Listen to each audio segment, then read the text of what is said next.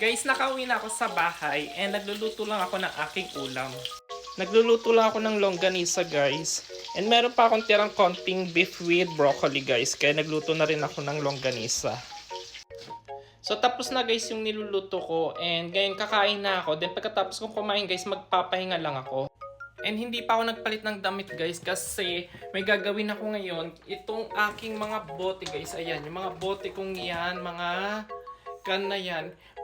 Dadalhin ko na siya sa Sarkan, guys, kung saan may kapalit siyang cents. Parang 10 cents yung sa mga maliliit, 20 cents sa mga malalaki, guys. Kasi sobrang puno na, guys, itong aking cabinet na puro ng mga ganitong recyclable na mga bottles and cans. So, para wala na akong mapaglagyan. So, dadalhin ko na siya sa Sarkan. So, ngayon, guys, ilalagay ko na yung mga bottles and cans dito sa trash bag. Pero I'm not sure lang, guys, kung enough ba tong isang trash bag or dalawang trash bag yung magagamit ko, guys.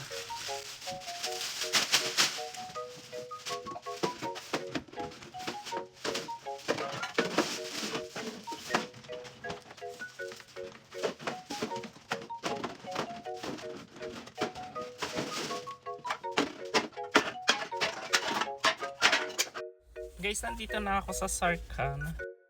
Ayan siya, guys. And nakadalawang plastic ako ng trash bag, guys.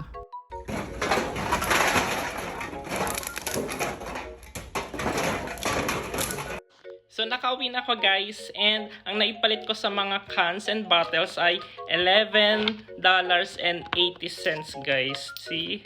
Kahit pa paano, guys, pandagdag din to sa gasolina.